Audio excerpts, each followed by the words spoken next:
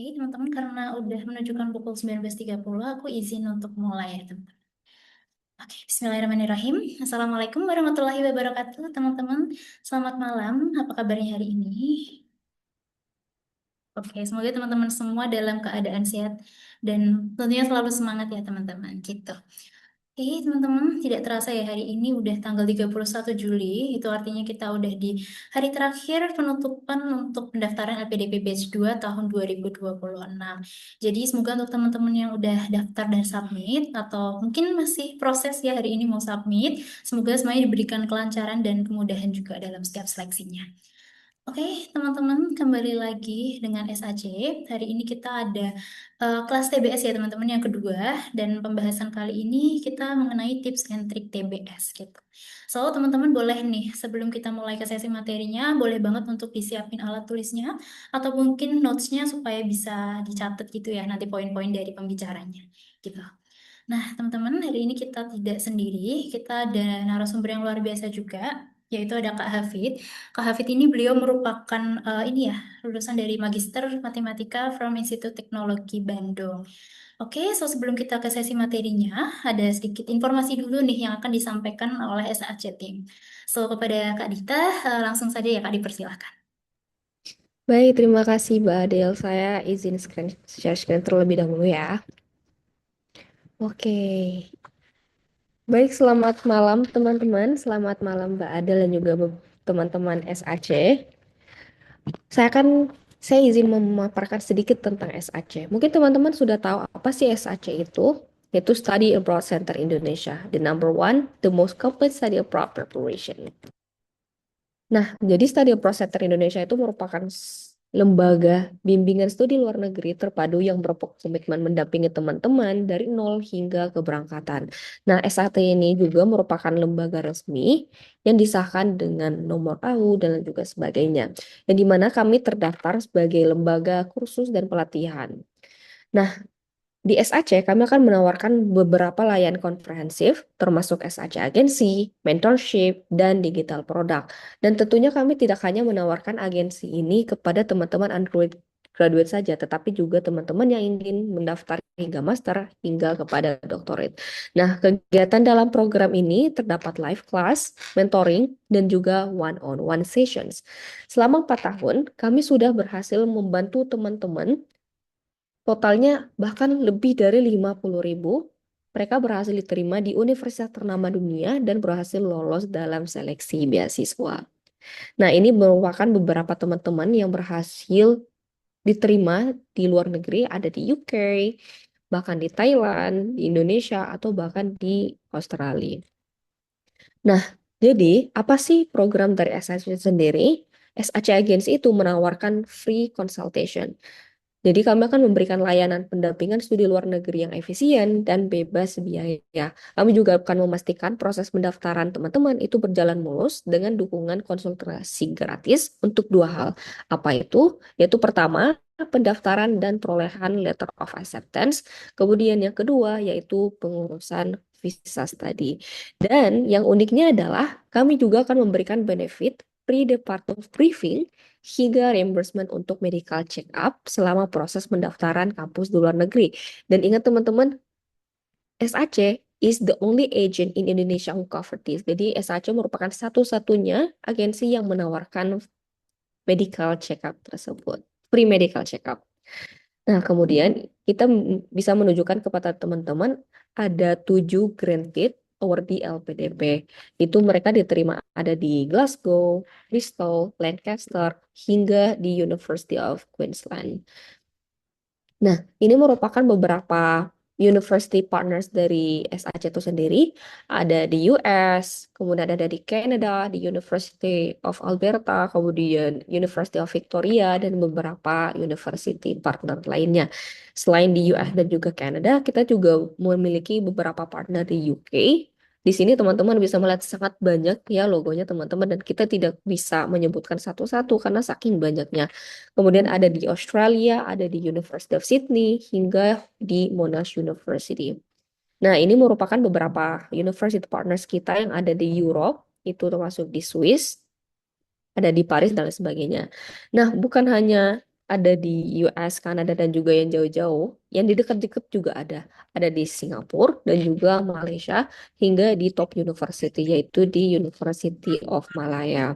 Nah, gimana sih caranya kita bisa membantu teman-teman? Jadi, langkahnya sangat mudah teman-teman. Jadi teman-teman hanya perlu kontak kita, kemudian mengirimkan dokumennya. Jadi kita akan membantu teman-teman, apply buat teman-teman. Jadi teman-teman cuma perlu untuk menunggu, kemudian akan mendapatkan offer letter. Kita juga akan membantu visa, pengurusan visanya, dan tentunya di departur. Termasuk yang saya mention tadi, bahwasanya kami juga akan membantu teman-teman di free medical check-up dan juga preparation tips. Jadi benefit yang teman-teman akan dapatkan yaitu easy process, application fee waiver available, full support until visa approval, dan juga free medical check-up. Jadi teman-teman hanya perlu untuk scan barcode yang ada di sini atau menghubungi kami di 0858 1999 1149. Nah, ini adalah beberapa berkas yang perlu teman-teman kumpulkan nanti, yaitu ada di kurikulum vitae ataupun CV, recommendation letter, esai atau motivation letter, kemudian ada passport, IELTS atau TOEFL certificate, LOA, visa, dan juga translated academic certificate. Nah, kalau misalnya kita petakan dalam beberapa langkah, jadi step pertama yaitu kontak dan consult bersama kita. Kemudian collect submit documents, kita akan collect dokumen teman-teman, kemudian aplikasinya akan diterima. Kemudian di step 4 itu mendapatkan letter of acceptance. Kemudian setelah itu kita akan membantu teman-teman dalam visa proses, dan juga tahap terakhir adalah teman-teman berangkat di kampus tujuan.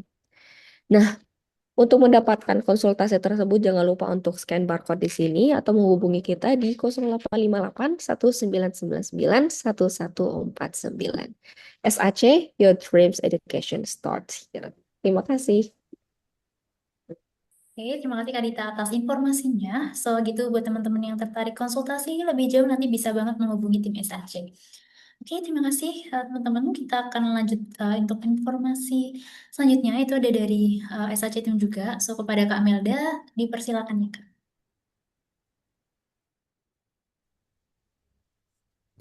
Oke, selamat malam semuanya, teman-teman dan kakak-kakak semua. Jadi aku bakal share untuk apa namanya informasi selanjutnya dari melanjutkan dari Kak Radita sebelumnya tadi. Sebentar aku akan untuk share presentasinya dulu.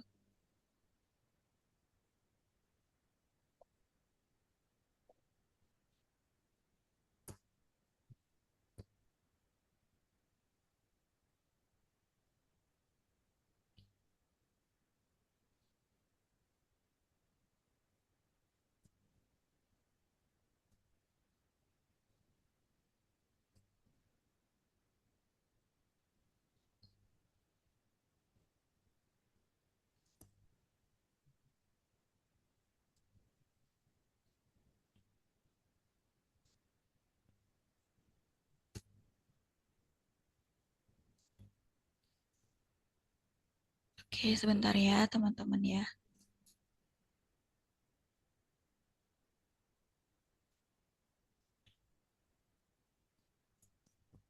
Mohon maaf sebelumnya karena di sini sinyalnya sedikit buruk, jadi ada kendala untuk share screen malam hari ini.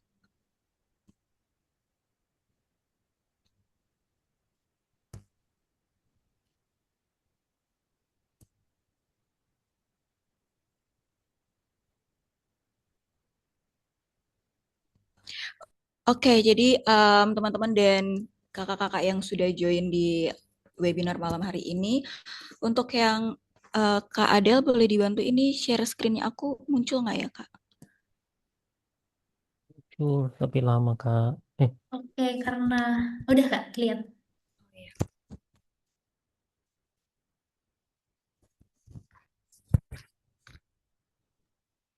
Udah Kak Melda, boleh silahkan. Oke. Jadi untuk yang pertama bakal aku sampaikan di sini, jadi ada beberapa program juga untuk SAC-nya sendiri. Jadi untuk yang pertama bakal aku sampaikan adalah di SAC sendiri ada dua pembelajaran online dan offline ya teman-teman. Dan untuk di offline-nya teman-teman bisa langsung aja ke office yang ada di Semarang, yang ada di daerah di Prof Sudarto, Jalan Prof Sudarto ada di daerah Undip. Kalau untuk online bisa di seluruh Indonesia. Jadi untuk yang offline bisa teman-teman tatap muka juga, dan untuk yang online itu untuk bimbingan dan mentornya jadwalnya bisa menyesuaikan dengan jadwal teman-teman sekalian. Yang berikutnya untuk SAC program sendiri kita ada beberapa, ada persiapan bahasa, ada beasiswa, ada mentoring beasiswa, ada digital product. Jadi ada 3 learning management system dari SAC sendiri.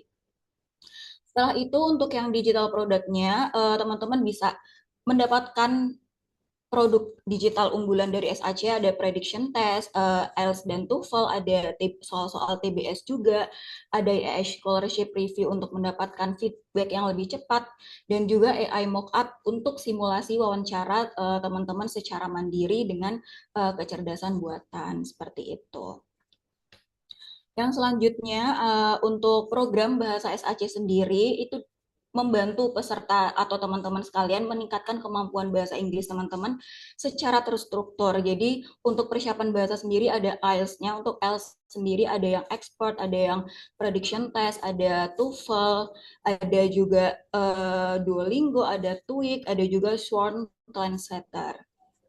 Yang selanjutnya untuk mentoring beasiswa sendiri, SAC merancang ini untuk mempersiapkan teman-teman secara akademis dan strategis. Jadi untuk membimbing beasiswa teman-teman exchange studi lanjut atau IUP. Dan untuk online ada LPDP, ada proofreading essay, ada chevening mini class, ada PhD bootcamp. Untuk offline-nya sendiri ada SAC mentorship, ada PhD bootcamp, seperti itu yang ada di layar presentasi malam hari ini.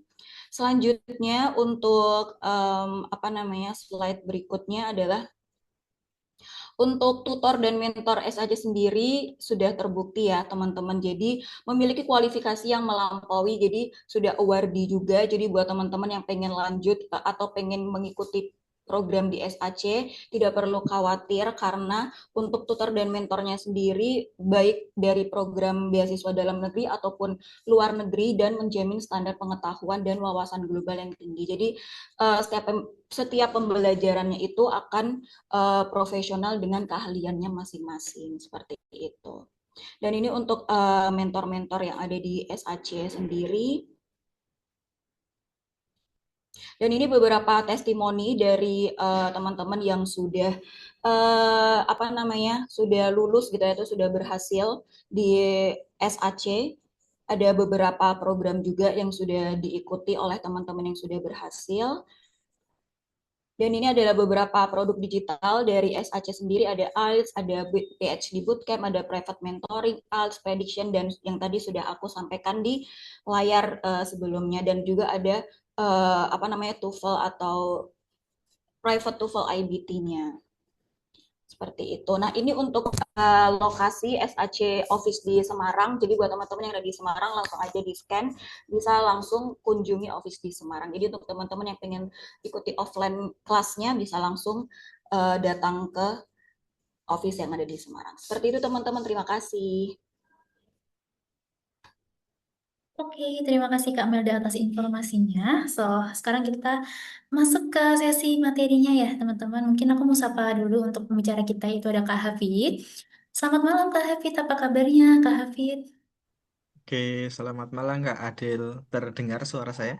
Terdengar Kak Aman? Oke, sip. Oke, alhamdulillah kabar baik ya Kak. Kakak Ya, terima baik Kak. terima kasih ya Kak udah menyempatkan waktunya nih untuk hadir berbagi insight dengan teman-teman semuanya. Oke, mungkin supaya kita lebih kenal lagi dengan Kak Hafid, aku izin untuk ini ya bacakan CV dari Kak Hafid secara singkat. Gitu. Oke, Nah, ini teman-teman. Jadi, Kak Hafid ini merupakan dosen matematika ya, teman-teman, di Universitas Diponegoro sejak tahun 2022 sampai sekarang. Terus Kak Hafid ini juga memiliki background pendidikan juga di Sarjana Matematika dan Magister Matematika. Kemudian Kak Hafid juga punya banyak nih pengalaman kepemimpinan riset. Salah satunya itu ada Ketua Peneliti Riset Dosen Muda 2026. Nah, publikasinya yang Kak Hafid miliki juga sudah cukup banyak ya teman-teman ya. Salah satunya itu ada Logistic Map Based Banking Loan Dynamics with Central Bank Policies. So, ini juga ada ini ya luaran dan penghargaan dari Kak Hafiz sendiri, yaitu Kak Hafiz merupakan penerima beasiswa PDP dan beasiswa pendidikan profesi guru juga. Oke, jadi sangat luar biasa ya teman-teman speaker kita pada malam hari ini. Jadi tanpa berlama-lama lagi kepada Kak Hafid dipersilakan. Oke, terima kasih Kak Adil izin memulai ya. Sebentar saya akan share. Saya share screen dulu. Bentar.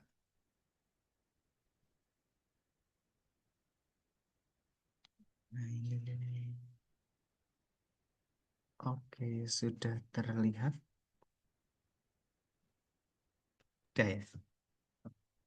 Oke, sebelumnya Bismillahirrahmanirrahim. Assalamualaikum warahmatullahi wabarakatuh. Selamat malam teman-teman semua. Eh, saya diminta untuk mengisi dari tim SAC. Sebenarnya sih mungkin bukan mengisi ya, lebih ke arah berbagi karena saya yakin teman-teman di sini juga orang-orang hebat semua saya yakin. Jadi eh, berbagi pengalaman saja bagaimana cara apa ya, cara memaksimalkan. Karena kemarin diminta mengisi terkait dengan TBS. Oh ya. Kebetulan saya itu dulu di LPDP itu di saya lupa PK 130. Jadi saya TBS generasi pertama sebenarnya saat itu. Jadi kalau boleh dibilang harus sepertinya sih ya. Sepertinya kalau saya melihat TBS beberapa tahun, 2 tahun, 3 tahun terakhir, saat itu TBS paling mudah mungkin saya kira ya karena saat itu belum karena masih generasi pertama runtutan apa jenis-jenis soalnya juga tidak terlalu banyak. Nah kalau yang sekarang itu agak sedikit lebih kompleks tapi sebenarnya sekompleks TBS itu tidak sesuai lah sebenarnya tidak terlalu sulit juga hanya perlu sedikit trik-trik untuk menghadapinya begitu. Nah, eh, tes bakat skolastik ini kan merupakan salah satu tahapan yang memang harus dilewati terutama yang jalur non LOA ya. Kalau yang sudah LOA nggak perlu ikut TBS, jadi mungkin yang apa ya belum kebetulan belum memiliki LOA ya bisa apa harus menghadapi ini. Dan apa ya? Dan ini menjadi salah satu momok besar terutama orang-orang yang biasanya orang sosial biasanya takut terhadap numerasi. Kemudian yang orang sains biasanya agak khawatir terhadap yang verbal, kebalikannya. Tapi kalau dari saya orang sains itu saya biasanya mengatasinya dengan kita tidak perlu benar semua. Ya memang sih apa yang penting kita bisa cukup sampai pada passing grade-nya saja. Karena di dalam LPDP ini kita bukan bertanding. Berbeda seperti apa ya tes CPNS misalkan atau tes seleksi beasiswa yang lain kalau di LPDP itu nggak tahu kalau sekarang apakah di kuota tapi sepengetahuan dan sepengalaman saya dan semendengarkan saya sampai hari ini sebenarnya memang selalu ada memang tahun-tahun terakhir ini ada kuota tapi sepertinya tidak selalu terpenuhi jadi fokus kita tuh bukan tinggi-tinggian nilai di TBS ini yang penting kita sampai ke passing grade yang meskipun sayangnya passing grade itu tidak dirilis secara langsung, tetapi kita bisa lihat polanya nanti. Jadi yang penting adalah kita memaksimalkan skor kita minimal di atas apa ya rata-rata di pada tahun-tahun sebelumnya atau pada sesi sebelumnya karena di 2025, 2026 ini ada beberapa kali ya. Kalau zaman saya dulu itu dalam 1 tahun hanya ada satu seleksi, jadi kalau udah gagal di tahun itu ya harus tahun berikutnya. Nah, untuk menyelesaikan TBS ini seperti yang saya katakan di sini bahwa kita tidak perlu selesai untuk satu apa ya, untuk bukan selesai, tidak perlu benar semua. Sehingga kita fokus saja, kita apa ya, handal di bagian mana, nah, kita kuatkan saja di situ. Nah, sebenarnya dalam TBS ini yang diuji itu bukan apa ya, bukan hafalan rumus karena saya sering beberapa kali mengisi di apa di SAC juga bahwa kebanyakan itu teman-teman itu menghafal terlalu banyak rumus. Padahal sebenarnya eh, apa yang terutama yang numerasi ya biasanya numerasi itu kan terlalu banyak ini terlalu banyak tipe soal dan terlalu banyak rumusnya, tapi dihafalkan bukan dipahami dasarnya. Akibatnya apa? Jadi overwhelming kita kemudian akhirnya terlalu banyak hafalan dan ketika waktunya tiba ujian kacau, terlalu banyak hafalan itu. Nah, jadi fokusnya adalah poinnya adalah bagaimana kita mengeneralisasi, mengenali pola dan kemudian bagaimana kita cepat mengambil keputusan. Salah satunya juga termasuk mengambil keputusan soal itu akan kita jawab sekarang atau kita skip dulu. Itu juga penting. Karena eh, secara nanti kita akan lihat hitung-hitungannya ya. Ini saya skip dulu. Nah, kita lihat hitung-hitungannya. Nah, nantinya soalnya kan ada 23 verbal, 25 kuantitatif, dan pemecahan masalah 12 yang kira-kira totalnya adalah 90 menit. Berarti dalam satu soal verbal misalkan, maka harus selesai dalam 78 detik. Nah, kemudian dalam soal kuantitatif berarti satu soal harus selesai dalam 96 menit, detik ya, dan untuk pemecahan masalah dalam 100 detik. Artinya, ketika teman-teman semua tergantung sih nanti ini kalau versi saya kan biasanya lebih suka karena saya matematika jadi saya lebih bukan lebih oke sih ya, lebih nyaman dengan soal kuantitatif. Maka ketika saya bertemu soal yang akan kemungkinan skimming pertama akan menghabiskan 1 menit lebih atau 2 menit lebih, maka saya memilih untuk tidak menjawabnya dulu. Biasanya saya tandai dengan tandai red flag atau green flag, biasanya ada tandai soal itu, kemudian saya langsung skip ke soal berikutnya. Jadi istilahnya apa ya? 5 detik atau 4 detik pertama itu menentukan saya akan menjawab soal itu atau tidak.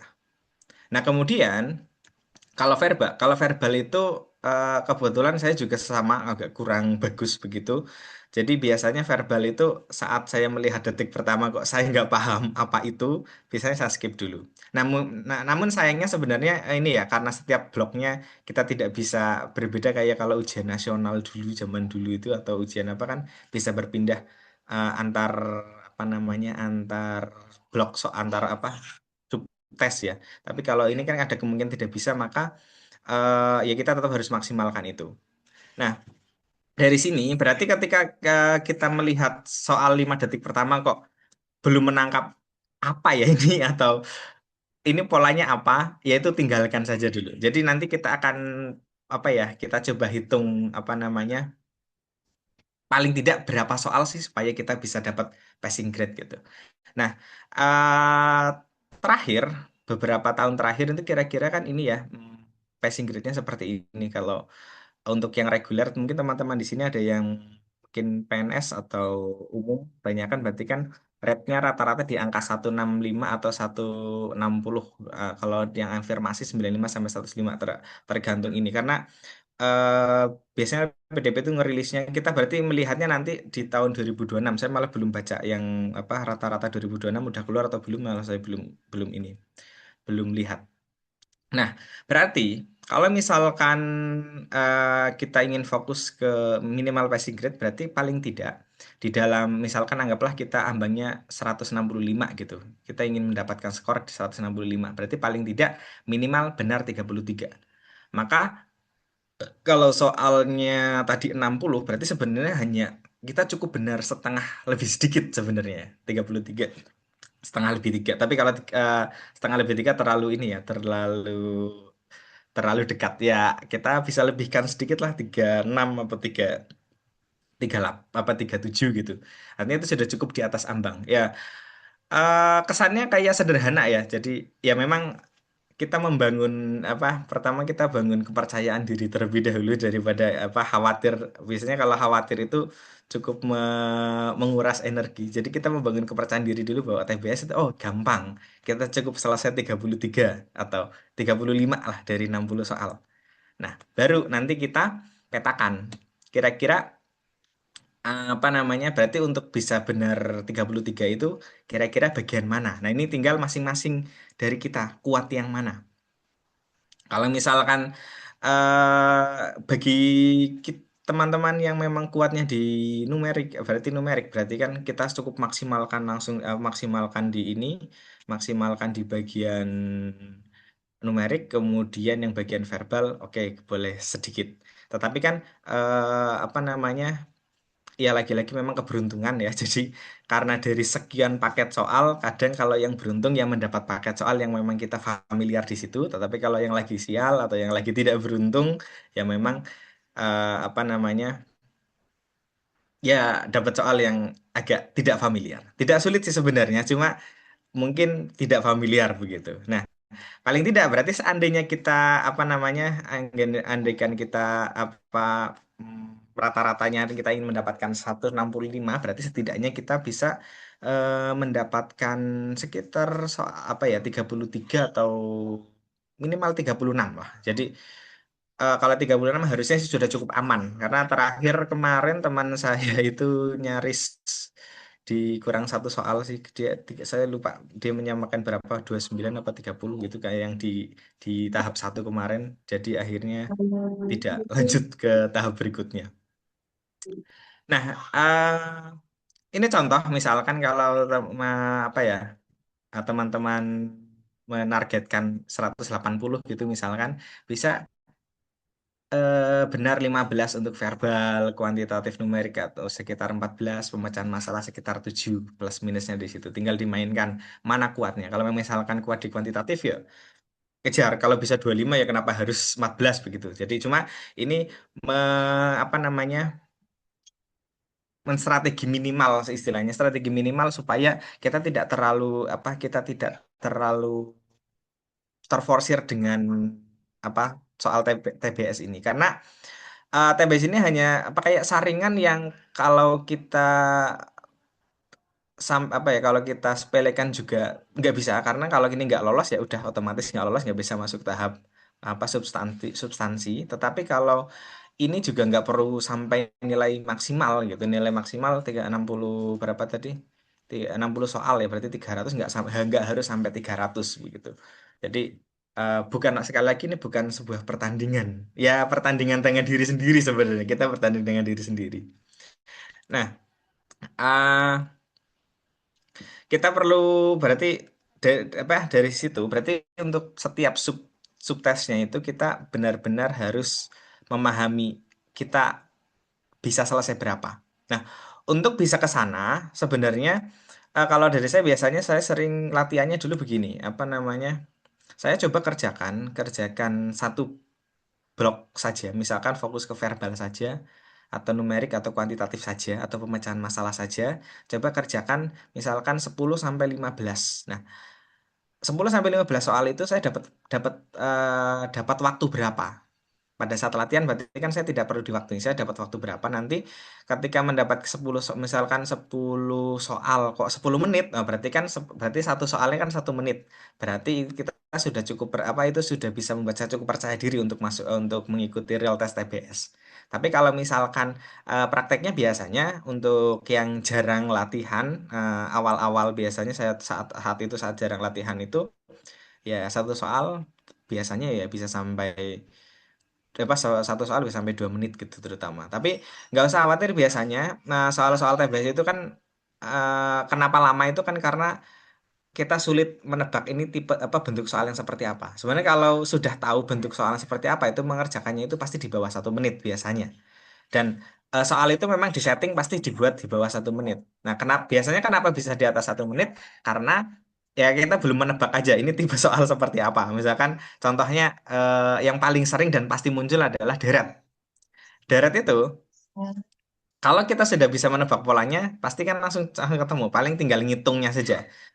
Oh, ini dikalikan 5, dikalikan 7 itu kan agak agak cukup butuh waktu untuk mencoret-coret di kertas begitu. Tapi kalau belum tahu polanya sama sekali, itu kita akan memakan waktu. Nah, seandainya kita juga perlu mempertimbangkan, misalkan ketika kita melihat soal lebih dari, misalkan deret itu sering sering membuat kita terlena karena itu jelas apa namanya jelas mudah ditebak cara mengerjakannya tetapi untuk menemukan polanya biasanya lebih dari 1 menit malah saya yang orang matematika sendiri itu biasanya malah kurang suka dengan deret malah biasanya itu saya tak taruh di akhir karena itu akan sangat menjebak sekali karena serasa serasa bisa secara psikolog itu saya merasa bisa. Oh iya ini bisa, tapi justru itu akan memakan banyak waktu saya. Oh ini polanya ini dijumlahkan harusnya.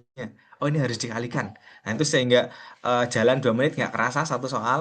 Nanti soal berikutnya jalan 2 menit, jadi saya kehabisan waktu gara-gara soal yang menurut saya sangat bisa. Padahal sebenarnya itu jebakan waktu ke apa ya, istilahnya jebakan waktu ke diri saya begitu. Nah, nah, apa yang saya lakukan untuk mengatasi hal itu? Saya skimming dulu dalam satu blok subtes itu. Saya cari soal yang pasti bisa saya lihat. Biasanya saya klik satu soal dulu. Hmm. Oke, bisa. Berarti nanti itu akan saya kerjakan. Yang akan saya kerjakan nggak usah tak tandai. Yang tak tandai itu nanti yang sulit. Jadi satu, oh bisa. Klik dua, oh saya paham. Tiga, paham. Empat. Oh ini nomor 4 saya agak sulit. Tak tandai. Terus berikutnya, nah kalau misalkan sekiranya dalam satu blok itu sudah cukup tadi, misalkan butuh 14 yang bisa gitu, saya baru mulai kerjakan 14 itu pertama. Baru nanti berikutnya yang tadi saya flag-flag apa yang saya tandai bendera, biasa tandai bintang dulu. Oh ini yang sulit itu agak-agak akhiran saja. Setidaknya saya sudah dapat 14 soal dulu. Nah kalau misalkan ada waktu ya saya baca. Saya biasanya memutuskan untuk dua hal ini sih, untuk memutuskan dulu apakah mau mereview soal sebelumnya atau mengerjakan yang sulit. Tapi biasanya psikologi saat orang mengerjakan soal adalah kita selesaikan semua dulu baru baca. Berarti mau nggak mau ya soal yang sulit baru kita kerjakan. Nah, ya memang apa namanya kadang di apa ya pada saat ujian berlangsung itu kadang keputusannya agak ini ya, agak cepat. Jadi kadang kita tidak bisa langsung apa untuk menandai atau memilih itu kadang ya panik juga sih. Tapi justru di situ kuncinya ketenangan kita memahami soal. Karena kadang mungkin teman-teman juga sering merasakan sendiri ya. Kadang kalau pada saat ujian biasa, ujian di sekolah atau di kuliah gitu kan. Bahkan ketika 5 menit terakhir gitu 1+1 aja kita panik gitu 1+1 berapa itu kadang panik kan biasanya. Nah itu memang dari awal kita harus pelan-pelan apa ya memahami supaya tidak panik terlebih dahulu. Nah, ini yang tadi ya. Jadi ketika yang sering terjadi biasanya karena soal ini sudah lama tak liatin dan itu ini harus diselesaikan, maka itu justru akan menjebak teman-teman semua. Jadi kalau memang sudah terlanjur, biasanya kan untuk skimming pertama kan 5 menit pertama kita memutuskan bisa atau tidaknya. Nah, ketika kita memutuskan bisa, tapi kok ternyata eh, soal-soal berikutnya kok nggak bisa ya gitu terus oh kok ini jadi ini apa tadi kayak misalkan deret gitu 1 2 kita coba dikalikan dijumlahkan kok nggak bisa. Maka kita harus memutuskan ketika sudah lewat berapa menit kita harus tinggalkan lah hilang dong ya nggak apa-apa.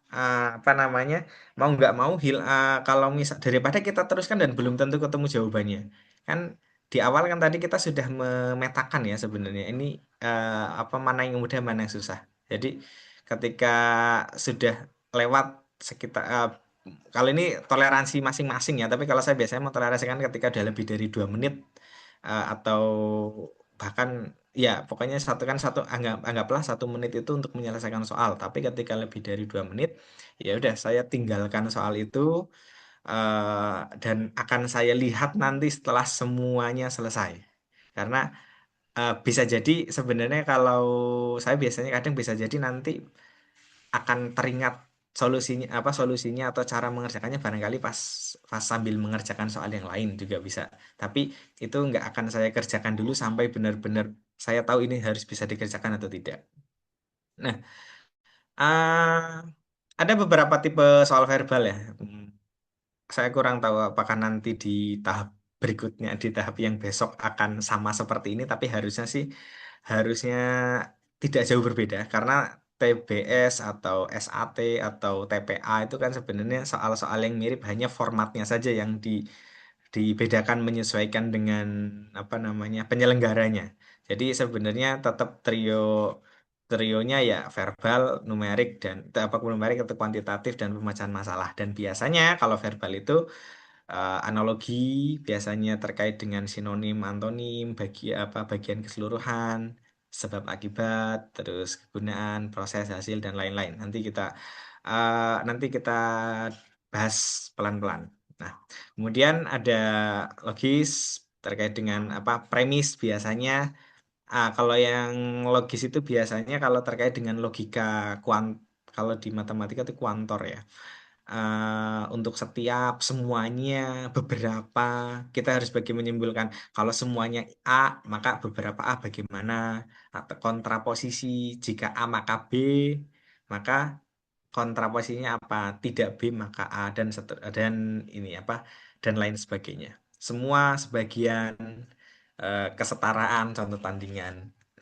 Terus analitis, terkait dengan urutan biasanya, kayak si A, si B duduk di sebelah C, kemudian si A tidak mungkin di samping E dan seterusnya. Biasanya itu perlu dibaca pelan-pelan. Nah, untuk yang eh, misalkan contohnya untuk yang terkait dengan analogi bentuk kalimat relasi, contohnya biji, tanaman, benih, biasanya ini terkait dengan ini ya, apa analogi.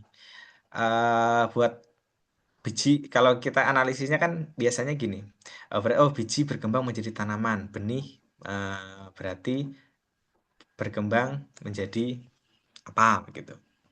Nah, eh, caranya adalah gini, biasanya soal seperti ini tuh jawabannya banyak. Kalau apa namanya, misalkan benih itu berarti bisa menjadi, kalau berkaitan dengan apa namanya manusia berarti kan bisa menjadi ini ya, zigot, atau mungkin tergantung apa, dan pasti kita masing-masing dari kita mempunyai jawaban versi sendiri-sendiri. Nah, eh, tidak usah apa ya, tidak usah memusingkan dengan apa, yang penting kalau ketika kita sudah ketemu jawabannya ya udah itu aja, nggak usah khawatir oh ini benar atau salah, kecuali nanti pada saat apa namanya, pada saat mengerjakan soal lain kepikiran, tapi biasanya sih kita tidak memikirkan hal yang itu apa, hal soal yang tadi lagi gitu. Nah, berikutnya contohnya misalkan kesimpulan apa ya, terkait dengan logis, semua peserta yang lulus administrasi berhak mengikuti tahap berikutnya. Terus kalimat berikutnya, sebagian peserta yang berhak mengikuti tahap berikutnya mengikuti tahap berikutnya mengikuti simulasi. Berarti kesimpulannya bagaimana gitu. Nah, di sini kan kita perlu memperhatikan semua peserta, terus di sini ada sebagian peserta. Berarti eh, apa namanya, kita perlu hati-hati bagaimana memahami kuantor semua, beberapa, atau biasanya contoh kalimat berikutnya, contohnya Andi adalah peserta Andi adalah peserta yang tidak lulus administrasi. Nah, berarti kesimpulannya apa? Apakah Andi berhak mengikuti tahap berikut? Sebenarnya kesimpulan kan agak banyak, banyak. Jadi contoh ini, semua peserta yang lulus administrasi berhak mengikuti tahap berikutnya. Sebagian peserta berhak mengikuti tahap berikutnya mengikuti simulasi. Berarti kan kesimpulan bisa bisa kesimpulannya ada peserta yang lulus administrasi mengikuti tahap berikutnya. Itu kan kesimpulan yang benar. Bisa juga ada lagi, ada yang tidak, misalkan ada peserta yang tidak ada yang lulus administrasi tetapi tidak mengikuti tahap berikutnya. Itu juga benar. Jadi dalam satu kalimat ini biasanya kesimpulannya itu bisa banyak, tapi pilih yang tidak melawan apa namanya, tidak melawan pernyataan. Nah, contoh yang melawan pernyataan adalah sebagian peserta yang lulus administrasi mengikut apa? Ini sebagian peserta yang lulus metode administrasi mengikuti simulasi. Karena peserta yang mengikuti simulasi bisa saja berasal dari kelompok yang dari kelompok berhak tahap berikutnya, tetapi tidak dijamin berasal dari kelompok yang lulus administrasi di dalam premis tersebut. Nah, nanti untuk yang apa ya namanya, untuk yang penalaran logis dan ini ada apa ya, kita perlu ini nanti ada sesi sendiri ya dengan dengan tutor yang lain, karena apa, kalau yang terkait dengan verbal itu saya kurang handal untuk mengajari. Kemudian contoh berikutnya terkait dengan penalaran analitis, contoh yang duduk, misalkan duduk melingkar, duduk berhadapan, duduk di meja apa ya, meja persegi misalkan, atau membentuk arah mata angin gitu. Kita perlu menggambarkan, tipsnya sih biasanya kita perlu menggambarkan dulu. Kalau misalkan duduk berurutan berarti kita buat slot misalkan 4 gitu. Kalau duduk duduk membentuk arah mata angin berarti kita perlu buat apa namanya, garis yang apa, membagi menjadi 8 begitu. Kemudian kita plotkan dari yang paling fix biasanya. Contoh kalau misalkan di sini A, B, C, D duduk berurutan, A tidak di ujung. Berarti kan A itu masih belum jelas. B tepat di kiri C, dan D bukan posisi pertama. Berarti di sini kan ada kemungkinan, ada beberapa kemungkinan. Kalau A tidak di ujung, berarti hanya di 2 dan 3. Maka kita bisa membuat langsung 2 skema, tapi biasanya tipsnya adalah kalau saya mengerjakan itu langsung tak taruh di salah satunya saja.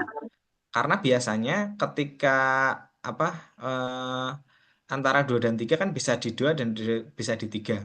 Nah, tapi biasanya soal-soal TBS itu kalau mau diletakkan di 2 dan di 3 biasanya nanti kita akan ketemu jawabannya yang benar. Jadi istilahnya itu di 2 kemungkinan itu jawabannya sebenarnya sama biasanya untuk yang disoalkan. Nah, tapi kalau misalkan teman-teman ada waktu, boleh misalkan kita buat langsung 2, misalkan di sebelah sini satu, apa, kita buat 4 slot, kita buat 2 kemungkinan di apa, di coret-coretan kita. Kemungkinan pertama ketika A di posisi 2, dan kemungkinan kedua ketika A di posisi nomor 3. Tapi itu biasanya menghabiskan waktu. Kalau saya biasanya langsung langsung pilih satu saja posisinya di mana. Oh, langsung saya pilih 2. Nah, nanti saya kerjakan sampai selesai berdasarkan pernyataan-pernyataan ini. Biasanya jawabannya itu pun akan sama kalau misalkan saya diletakkan di nomor 3. Tapi apa namanya, tentunya lagi-lagi ya belum belum tentu seperti itu, tapi mayoritas seperti itu. Nah, kemudian tipe soal kuantitatif ada banyak macamnya, dan sepertinya banyak sekali tips trik latihan cepatnya di YouTube dan di tempat-tempat apa namanya, latihan-latihan soal seperti itu. Tapi biasanya kita tidak usah terlalu banyak apa namanya menghafalkan bentuk tipe soal. Kita fokus ke yang pasti keluar saja. Biasanya yang pasti keluar itu terkait dengan deret bilangan, kemudian perhitungan sederhana itu misalkan kayak 2 dikali sepertiga ditambah 5% ditambah berapa, itu biasanya itu sering keluar. Kemudian persentase, rasio, perbandingan. Biasanya kayak perbandingan itu kayak yang soal ini ya, sebuah pekerjaan selesai berapa menit, apa berapa hari oleh berapa tukang, kemudian ditambah tukang, itu terkait dengan perbandingan. Rata-rata dan proporsi, biasanya itu rata-rata itu terkait dengan soal ini ya. Contohnya itu kalau rata-rata misalkan kayak soal ini apa, kecepatan rata-rata ketika apa berangkat berapa kilometer per jam gitu misalkan, atau pulangnya sekian, kurangnya menempuh jarak sekian, berapa kecepatan rata-ratanya begitu biasanya, atau ada beberapa soal yang lain. Aritmetik aljabar dasar, oh tadi yang perkalian ini, dan kecukupan data. Nah, kecukupan data ini saya mendapatkan informasi mungkin beberapa yang tes 2 terakhir atau 3 terakhir ya, katanya nggak, agak cukup berbeda. Jadi mungkin saya ini tangguhkan dulu yang terakhir, tetapi yang pasti itu biasanya 4 teratas itu pasti ada. Nah, entah itu jumlahnya berapa. Nah, sayangnya biasanya paling yang seperti pasti ada ini paling biasanya cuma muncul 1-2 soal saja biasanya.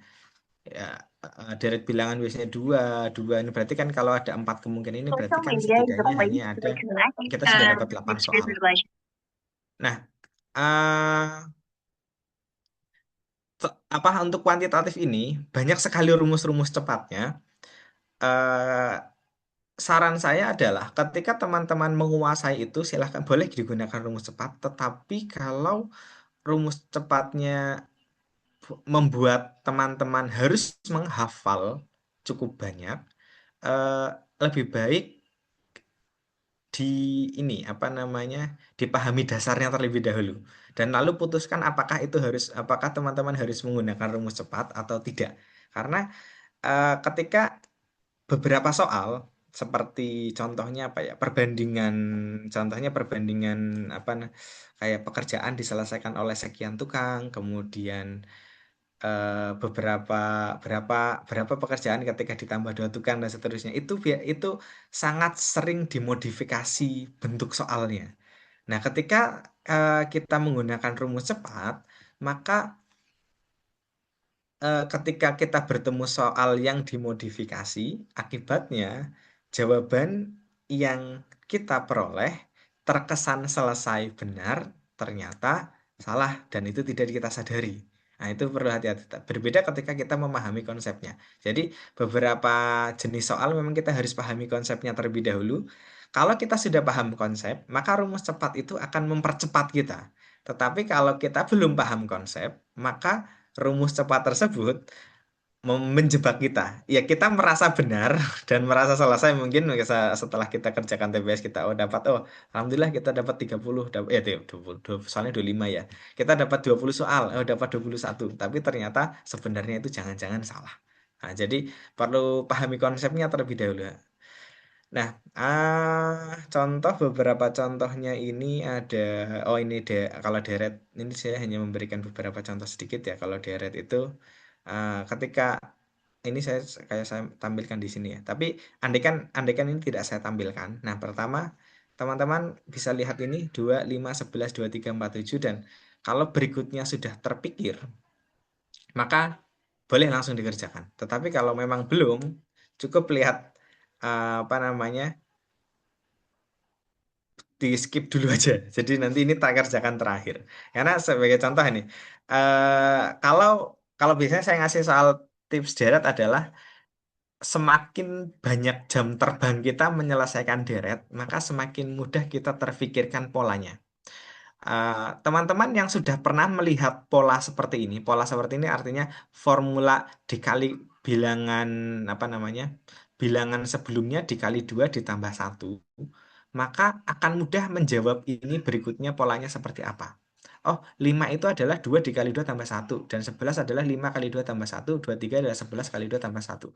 Maka ketika ketemu soal dengan pola yang sama, maka kalian atau kita semua sih enggak, semua karena saya juga seperti itu, maka saya akan dengan cepat mudah menebaknya polanya adalah seperti itu. Tetapi kalau saya belum pernah latihan dengan pola yang seperti maka ini akan cukup lama menjawabnya. Jadi seandainya ini saya hilangkan. Saya sendiri pun apa namanya kalau seandainya saya belum pernah ketemu pola yang seperti ini, maka saya sendiri pun akan lama menjawab ini. Jadi ini seandainya saya hilangkan dan saya belum pernah soal ini 25, 11, 23 itu saya akan lama. eh ini 25 apa? Saya bisa terpikir, oh jangan-jangan bilangan ganjil. Atau misalkan jangan-jangan bilangan prima. 2 kan prima nih, 5 prima. Tapi 3 nggak ada. Oh mungkin bilangan prima di skip 1 mungkin kan. 2 ditambah 3, apa 2. Kan kalau prima skip 1 kan 2, 3, 5, 7, 11. Oh jangan-jangan prima skip 1 gitu. Kan jadi akhirnya ada apa ya istilahnya, multi persepsi terhadap soal ini. Sehingga apa namanya? Apalagi kalau misalkan kita udah sangat yakin nih, berarti setelah 2 kan 3, 5, oh di skip 1 nih, 5 ke 7, 7, 11, 11 ke harusnya kan 11, 12, 13 nih, 13, 14, 15, 16. Harusnya 17. Kok di sini di skip 2 gitu. Padahal kan di sini ada 13 dan 17. Nah, sehingga akan sangat lama akhirnya memikirkan ini. Nah, itu makanya biasanya saya pilih deret itu tak kerjakan terakhir. Karena dia soal yang tidak jelas formulasinya. Berbeda kalau misalkan eh, soal-soal misalkan seperti ini. Persentase misalkan harga barang naik 20%, lalu turun 10%. Nah, kemudian berapa perubahan akhir terhadap harga awal.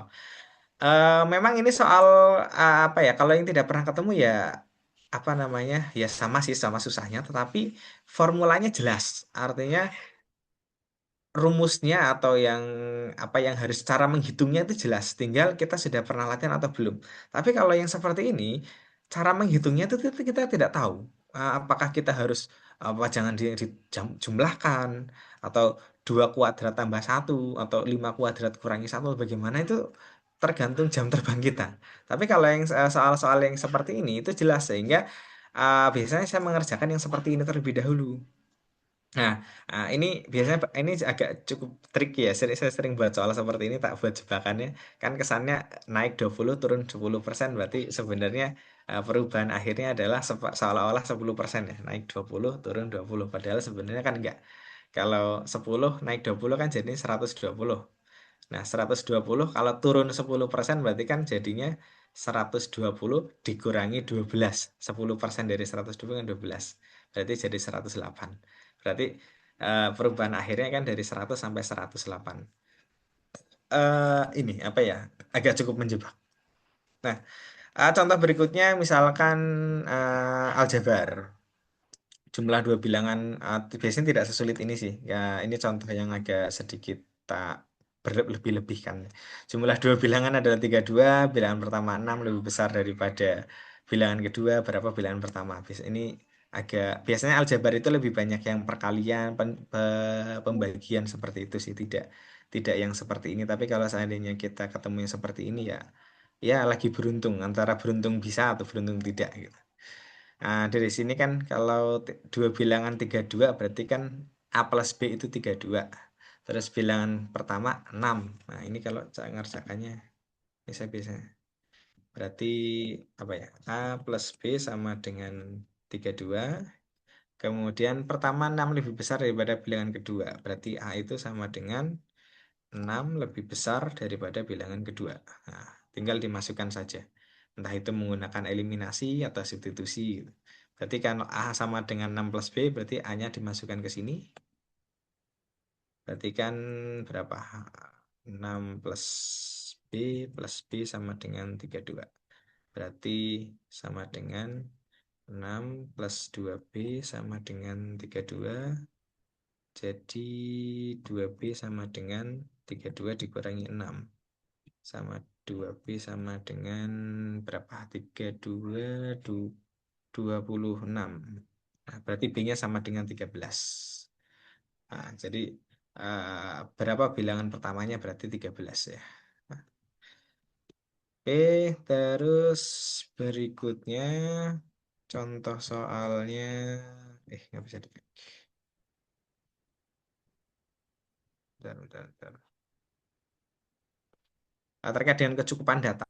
Nah, ini apakah terkait dengan kecukupan data itu soalnya ada macam-macam, cuma salah satu yang pernah saya temui adalah terkait dengan apa ya? Pertanyaan itu bisa terjawab atau tidak. Jadi bukan berarti tidak harus dihitung. Contohnya seperti ini misalkan. Apakah X lebih besar dari 10? Nah,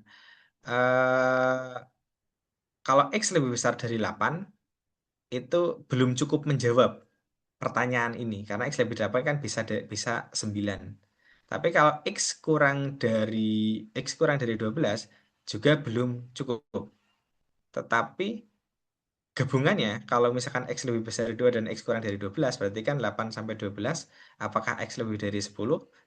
Tidak terjawab juga. Berarti 8, 9, 8 berarti kan 9, 10, 11. Berarti kan baik pernyataan 1 dan pernyataan 2, kedua-duanya tidak cukup. Jadi biasanya kalau yang kecukupan data ada sebuah pertanyaan atau pertanyaan dulu, kemudian ada pernyataan 1 dan pernyataan 2. Nah, nanti apakah pernyataan 1 sudah cukup untuk menjawab pertanyaan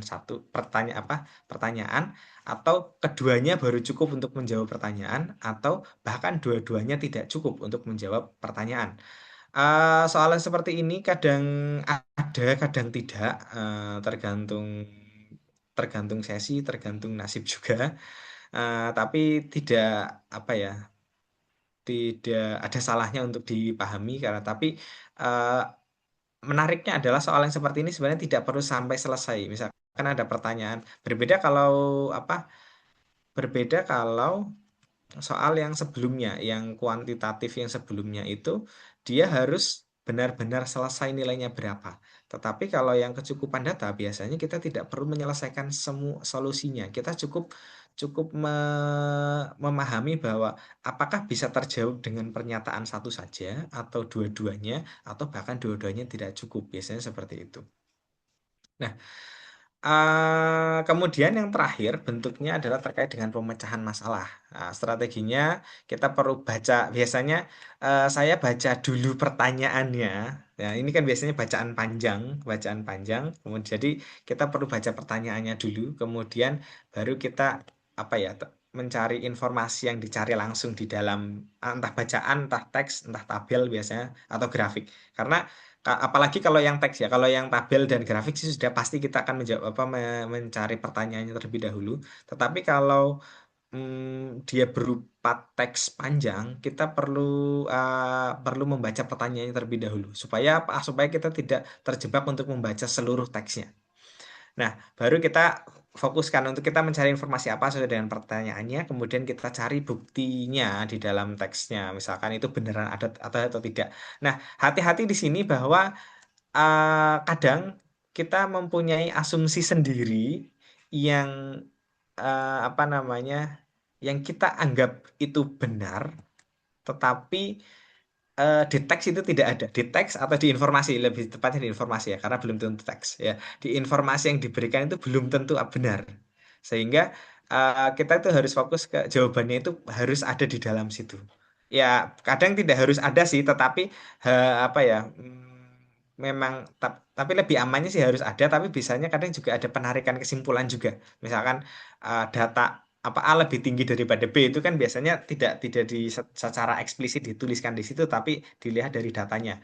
Oh, kota A nilainya sekian, kota B misalkan nilainya sekian. Nah, itu kan berupa berupa implikasi atau berupa akibat, tetapi tetap apa ya pengambilan kebenarannya itu berdasarkan informasi yang diberikan. Kemana sih ini? Contohnya ini dalam sebuah kelas, oh kalau ini pendek sih ya. Dalam sebuah kelas persiapan, peserta yang mengikuti simulasi penuh cenderung menyelesaikan lebih banyak soal tepat waktu. Namun beberapa peserta yang tidak mengikuti simulasi juga memperoleh skor tinggi karena telah berlatih mandiri secara rutin. Nah, kesimpulannya di sini hati-hati apa ya? Seperti di sini simulasi penuh dapat membantu manajemen waktu, tetapi bukan satu-satunya faktor yang berkaitan dengan skor tinggi. Nah, di sini kan kadang kita merasa, oh, dalam sebuah kelas persiapan, peserta yang mengikuti simulasi penuh cenderung menyelesaikan lebih banyak soal tepat waktu. Tapi yang tidak mengikuti juga memperoleh skor tinggi. Berarti berarti tidak perlu dong, apa? Berarti kesimpulannya kita tidak perlu apa mengikuti simulasi penuh gitu kan. Nah, itu kesimpulan yang salah karena kan belum tentu gitu ya. Apa artinya belum tentu yang apa namanya yang tidak mengikuti simulasi apa namanya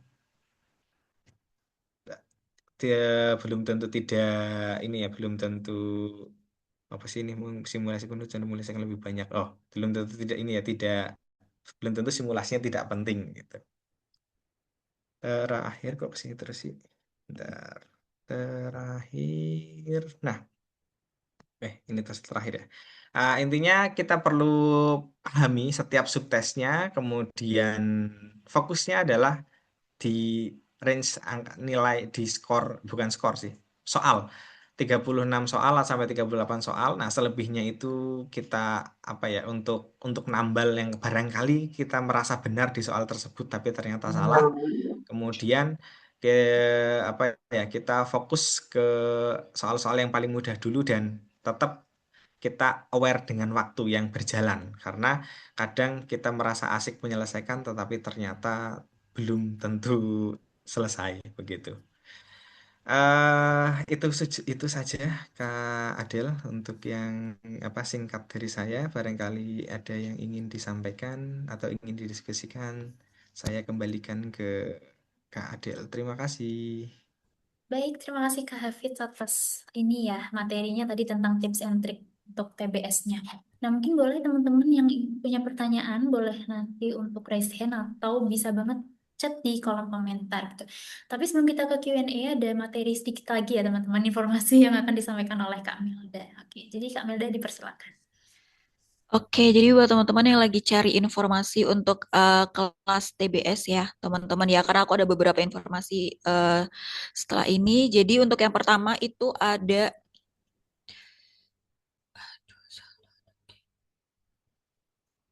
Untuk yang pertama itu apa untuk LPDP ya teman-teman bisa dapetin di harga mulai 175.000 itu nanti teman-teman sudah dapetin apa namanya proofreading senilai 45.000. Yang kedua untuk paket yang TBS teman-teman juga bisa dapetin di harga Kak Adel boleh minta tolong aku dibantu share screen-nya Kak. Soalnya ini ada sedikit kendala, mohon maaf. Oke, mungkin Jadi bisa aku di ulang, karena mungkin share screen-nya berhalangan, mungkin bisa diinfokan untuk promo TBS-nya aja kali ya. oh ya, kalau untuk yang promo TBS, teman-teman bisa dapetin harga di 99.000.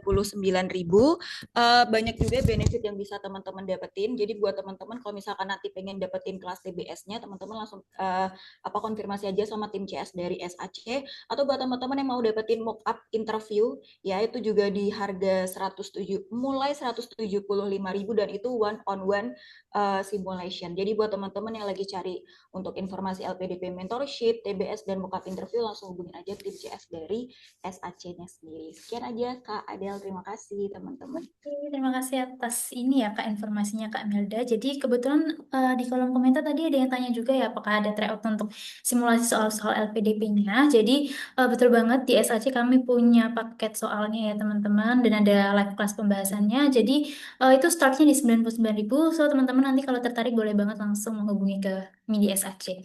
Oke teman-teman mungkin langsung saja ke sesi Q&A-nya. Apakah dari teman-teman nih boleh banget untuk on mic? Raise hand dulu, terus nanti akan aku beri kesempatan opening, lalu atau ada yang mungkin ingin ditanyakan boleh. Oke, langsung ke Kak Nur Sahira ya Kak. Boleh dipersilahkan untuk on mic. Halo Kak Hafid, salam kenal. Aku peserta LPDP Batch 2 ini. Sebenarnya aku udah belajar dari bulan April, tapi aku ngerasa aku masih takut gugup ketika aku melihat soal itu Kak. Jadi kayak ngeblank. Terutama ketika misalnya deret gitu kan Kak. Kayaknya buku aku tuh buku yang tebal itu semuanya tuh udah isinya matematika. Tapi ketika aku menghadapi soal, aku bilang aku cukup ngeblank Kak. Aku nggak tahu nih ngerjainnya gimana gitu Kak. Terima kasih Kak. Gimana caranya kita tuh ya terlepas dari tips dan trik yang udah Kakak share, itu gimana ya mental kita terjaga selama ujian itu Kak gitu. Terima kasih Kak. Oke, Kak Nur Sahira ya. Ketemu matematika ya Kak biasanya ya.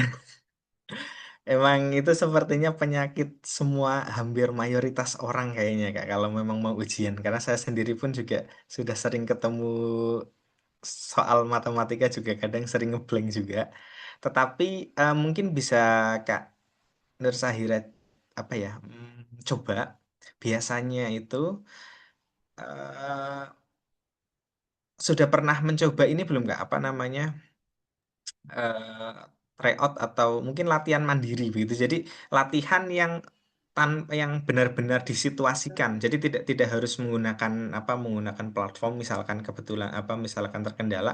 Ya jadi eh, Kak Nur Sahira misalkan sediakan waktu 90 menit kemudian siapkan soal 60 yang jangan lihat soalnya dulu. Boleh lah melihat soalnya terlebih dahulu nggak apa-apa tapi jangan kerjakan dulu. Nah, kemudian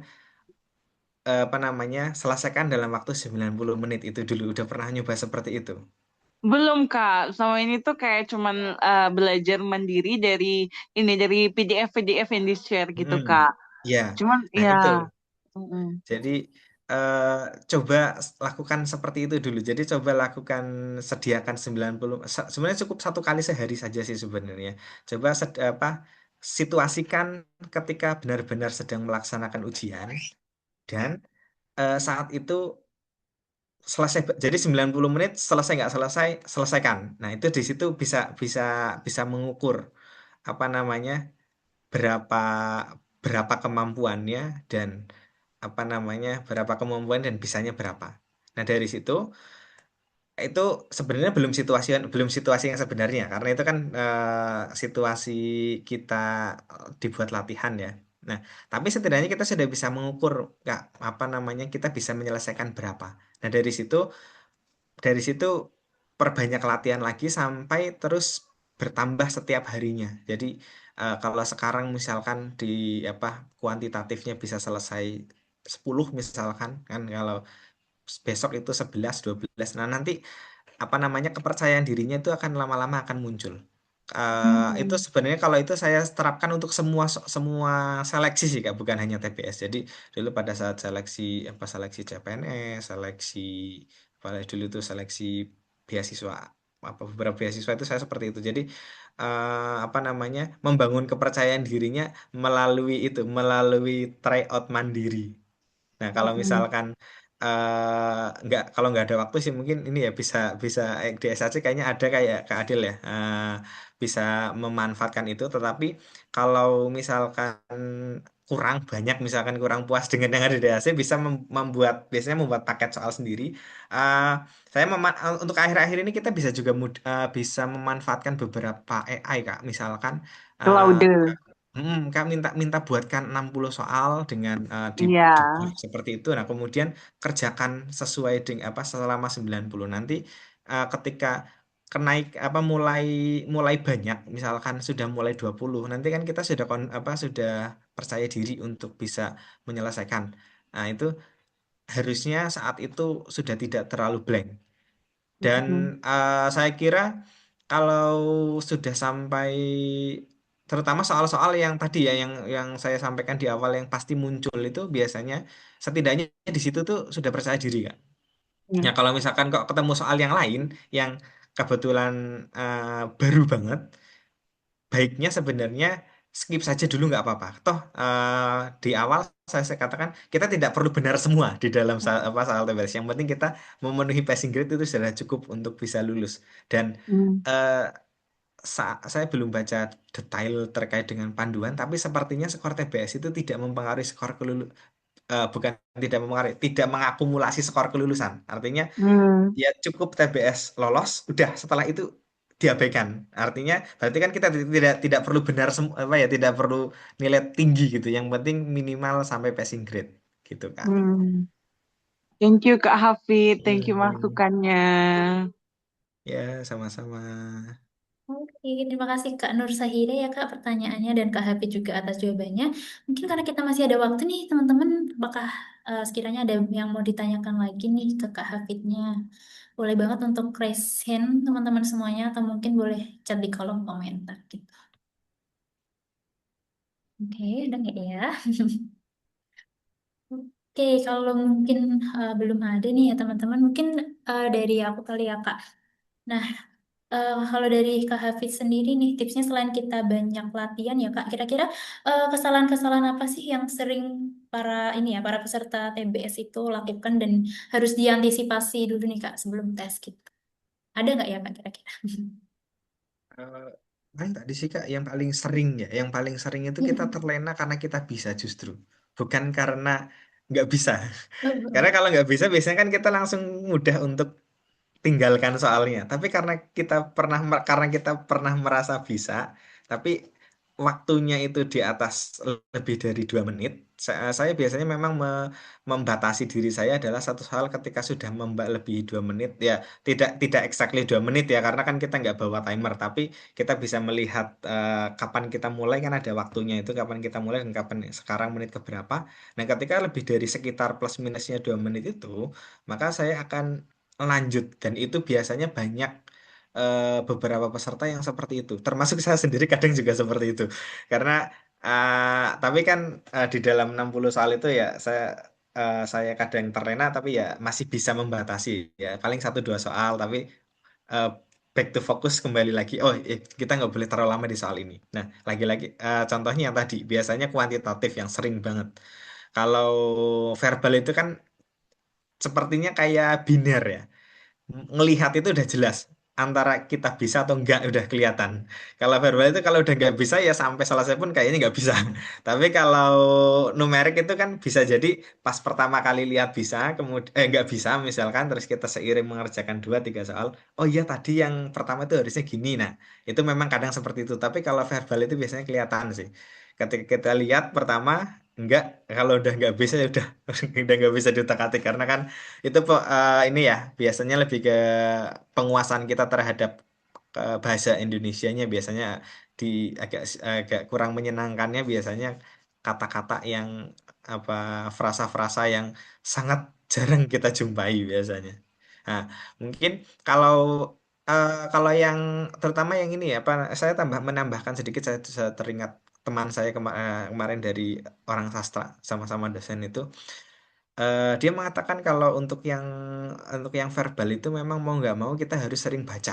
Itu dari teman saya itu mau nggak mau harus sering baca.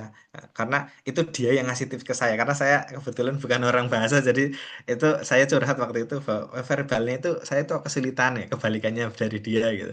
Ya sama mau nggak mau harus sering baca dan bacanya baca yang memang sastra-sastra yang tidak hanya apa ya kayak sekedar berita, tapi pun kalau misalkan kita tidak terlalu suka terhadap sastra, minimal kita sering membaca berita-berita terkini itu sudah cukup sih, sudah cukup lumayan membantu. Ya mungkin tidak akan menjadi benar semua verbalnya, tetapi setidaknya itu cukup membantu karena pengayaan apa ya namanya vocabulary-nya, kalau kata IELTS-nya vocabulary-nya lebih lebih banyak begitu. Wah, oke. Tadi ada tambahan tipsnya juga ya Kak. Untuk verbal memang harus rajin baca ya Kak kuncinya. Hmm, Terus untuk yang kuantitatif juga penting banget ya betul. untuk kita latihan gitu. Nah, Latihan. oke, terima kasih Kak Hafid ya udah menjawab pertanyaannya. Nih, kebetulan masih ada waktu lagi teman-teman. Apakah sekiranya ada lagi nih yang mau ditanyain? Siapa tahu masih kepo nih untuk persiapannya, untuk tips and triknya gitu. Oke, kalau misal belum ada, aku izin menginfokan sedikit ya teman-teman. Tadi kan belum sempat diinfokan. Jadi kebetulan untuk kelas TBS kita kali ini udah ada jadwalnya, teman-teman. Seperti yang aku share screen kan. Ini ada berbagai macam materi, ada kuantitatif, pemecahan masalah, terus ada penalaran verbal juga. Jadi kalau teman-teman nantinya tertarik untuk lanjut lagi, boleh banget nih untuk beli paketnya. Ada yang full juga, atau ada yang free. Jadi tanggal-tanggalnya bisa teman-teman catat supaya nanti bisa datang nih teman-teman untuk meningkatkan pembelajarannya gitu ya. Oke, mungkin cukup sekian ya. Nah, mungkin sebelum aku tutup dari Kak Hafid, boleh nih Kak untuk closing statementnya, sekiranya mungkin penyemangatnya juga nih untuk teman-teman di sini. Gitu. Oke, terima kasih Kak Adil. Eh, apa ya closing statement dan penyemangat. Jadi kalau dari saya semangat ya untuk teman-teman yang ingin menempuh TBS di beberapa waktu ke depan. Tips dari saya adalah tetap perbanyak jam terbang. Artinya apa ya itu mau nggak mau sih sepertinya mau apapun ujiannya jam terbang itu akan mempengaruhi kita. Entah itu mempengaruhi pemahaman kita atau mempengaruhi kepercayaan diri kita. Itu saja. Terima kasih. Oke, terima kasih Kak Hafiz atas penyemangatnya juga. Semoga teman-teman di sini terbantu ya teman-teman dengan insight yang sudah diberikan Kak Hafiz. Sekali lagi terima kasih ya Kak. Dan di sini aku mau close virtualnya untuk Kak Hafiz. Udah meluangkan waktunya untuk sharing dengan teman-teman hari ini dan semoga setelah ini teman-teman bisa tambah semangat untuk persiapannya dan karena masih ada cukup banyak waktu juga ya teman-teman sebelum kita ke TB, ke ini ya ke seleksi TBS-nya. Jadi semoga semangat terus dan terus latihan supaya nantinya lancar gitu. Dan semoga tahun ini bisa jadi rezeki teman-teman semuanya juga untuk menjadi awardee APDP ya batch 2 ini. Oke, Hmm. teman-teman sekian ya untuk sesi malam hari ini. Sekali lagi terima kasih dan mohon maaf teman-teman apabila ada kesalahan dari SAC Team. Kami mohon maaf. Sekian teman-teman, terima kasih. Selamat malam dan wassalamualaikum warahmatullahi wabarakatuh. Oke, Kak Hafiz, Waalaikumsalam warahmatullahi wabarakatuh. terima kasih ya Kak. Oke, Terima izin kasih pamit Mas dulu ya. Hafid. Iya, selamat melanjutkan aktivitasnya ya teman-teman.